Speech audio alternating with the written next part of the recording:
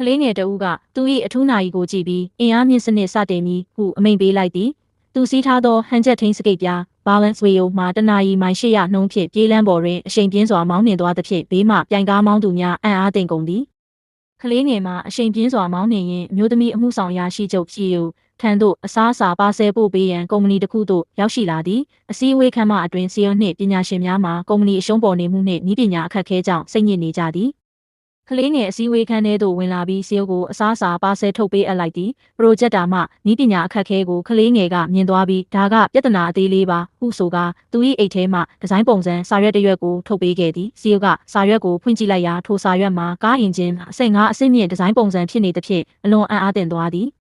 ထိုဒီဇိုင်းကိုဖန်သားပြင်ကြီးပေါ်တွင်ပြသလိုက်ရာနည်းပညာရှင်များအားလုံးကခေတ်သစ်ကိုပြောင်းလဲစေမည့်နည်းပညာအဖြစ်ချီးကျူးကြသည်သတင်းထွက်ပေါ်လာပြီးနောက်ကုမ္ပဏီ၏ရှယ်ယာဈေးနှုန်းများတစ်ဆင့်ဆက်ခန့်မြင့်တက်သွားပြီးစီယိုကထိုကလေးငယ်ကိုရှာဖွေရန်အမိန့်ပေးသည်အမှန်တကယ်တော့ထိုကလေးငယ်မှာကမ္ဘာနံပါတ်1ပါရမီရှင်တီထွင်သူဖြစ်ပြီးသိပ္ပံအကယ်ဒမီကျောင်းအုပ်ကြီးကပင်သူ့ကိုခေါ်ယူရန်ကြိုးပမ်းနေခြင်းဖြစ်သည်သူကဖခင်ဖြစ်သူကိုဖုံးကွယ်ရန်အတန်ပြောင်းကရိယာကိုအသုံးပြုကာဖခင်၏အတန်ဖြင့်သာအမြဲဆက်သွယ်လေးရှိသည်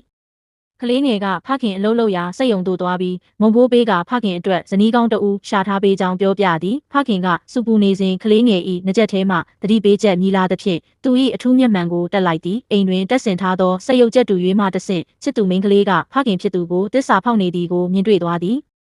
အိမ်ထဲတခိုးဝင်နေပြီးဟုလိန်ညာကဖခင်ကိုအိမ်သို့အမြန်ခေါ်ဆောင်သွားတော်လဲအိမ်ရောက်သည့်အခါအမျိုးသမီးတဦးတည်းကိုသာတွေ့ရသည်ကလေးငယ်ကအထူးမျက်မှန်ဖြင့်နေရန်များကိုဓာတ်မှန်ရိုက်တကဲ့သို့ကြည့်လိုက်ရာဗီဒီယိုထဲတွင်ပုံနေသောအမျိုးသားတဦးကိုရှာတွေ့သွားသည်ကလေးငယ်ကအဝတ်စားတွေစိုးကုန်ပြီးဟုအကြောင်းပြကဗီဒီယိုကိုဖွင့်ခိုင်းတော်လဲအမျိုးသမီးကတားဆီးနေသည်ကလေးငယ်ကသူ၏နာရီမှလျှက်စစ်ရှော့တိုက်သည့်စနစ်ကကိုသုံးကဗီဒီယိုထဲရှိလူကိုရှော့တိုက်လိုက်ရာထိုသူမှမိကျွန်းတကဲ့သို့မြင်းနှက်ပြီးထွက်လာသည်အမျိုးသမီးကဖခင်ဖြစ်သူကိုလမ်းခွဲလိုက်ပြီးထိုမျိုးသားမှာကားဆက်ယုံမှအင်ဂျင်နီယာချုပ်၏သားဖြစ်သဖြင့်ဖခင်ကိုအလုပ်ထုတ်ပစ်မိဟုချင်းချောက်သည်လုံခြုံရေးဝန်ထမ်းများကိုခေါ်ယူကာဖခင်နှင့်သားကိုရန်ပြုရန်စ조사စဉ်ကလေးငယ်၏စက်ရုပ်ခွေးလေးထွက်လာပြီးခုခံရန်ပြင်ဆင်လိုက်သည်